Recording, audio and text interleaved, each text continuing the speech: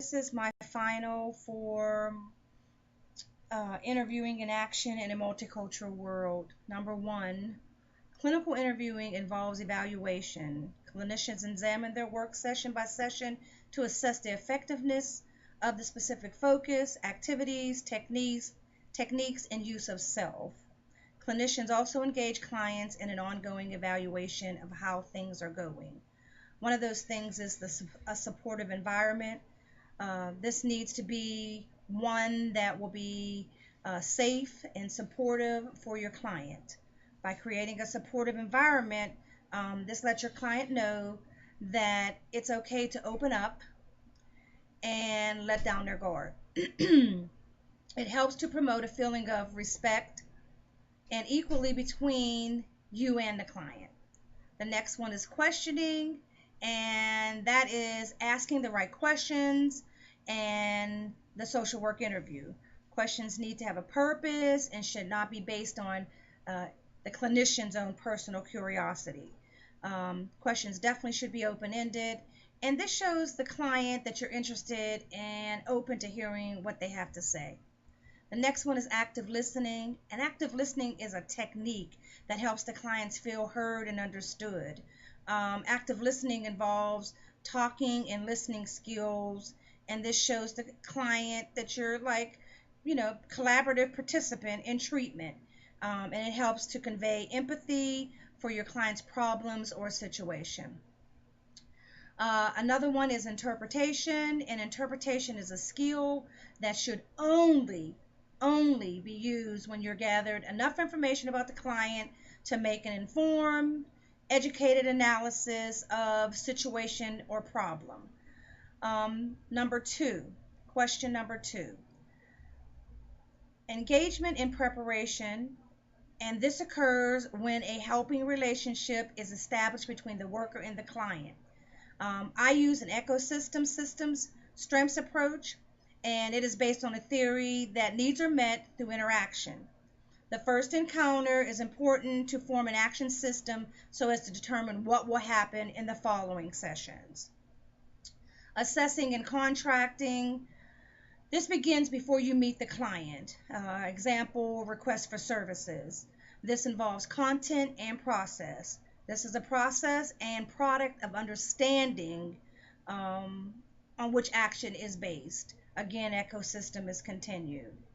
Intervention, which is also known as treatment, the word goes back and forth. An ecosystem strengths approach at this point is being used.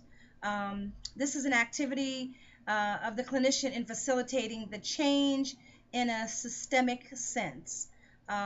This brings about change in the person and environment. This is when actions by the clinician in relationship to human systems or processes in order to facilitate change. The action is guided by knowledge and professional values and by the skillfulness of the clinician. Evaluation and termination. Evaluation is an ongoing part of termination. The major focus at this point is on the goal or goal set as part of the plan of action and on the client's need or needs, as was definitely identified in the assessment process. The major question is, did we accomplish what we set out to do? Follow-up is specified periods that you go and you meet with the client to see how well they gained information from the work that was being done and they're maintaining it. So that's real important. Follow-up is also considered aftercare also. Question number three. Social work is a profession which promotes social change, problem solving in human relationships, and empowerment and liberation of people to enhance their well-being. Utilizing theories of human behavior and social systems, social work intervenes at the points where people interact with their environments. Principles of human rights and social justice are fundamental of social work. Human services, on the other hand, approaches the objective of meeting human needs through an interdisciplinary knowledge base, focusing on prevention as well as remediation of the problems and maintaining commitment to improving the overall quality of life It also promotes improved service delivery and seeks improved accessibility, accountability, coordination among the professional agencies. Number 4, developing a plan to assist an individual with enhancing day-to-day social functioning requires planning and is a bridge that is between the assessment and actions focused on this change. The planning is an outcome of assessment because it's part of the change process. Planning translates assessments into goal statements that's described as desired results for the day-to-day functioning. It involves activities designed to enhance people's growth potential, very important. The bottom line is that planning is a skill. When planning, there must be knowledge about the nature of human systems and their functionings. Planning definitely links purpose to action. Number 5, active listening is being with the client in their struggles and dealing with their difficulties and their problems. And that's how social workers positively demonstrate listening. It is important to notice that they have feeling words and how the client is expressing them. The clinician should reflect an attitude of openness and acceptance during the listening phase. That's really important. The clinician should have the ability to be patient and listen to help the client. Clinicians must also be careful to listen for both verbal and nonverbal behaviors. Reflective listening allows a clinician to show the client that they are paying attention to what is being said and experienced. This demonstrates care and concern for the client and is genuine to the client to let them know that you care. Communication, on the other hand, is sending and receiving messages between the two of you.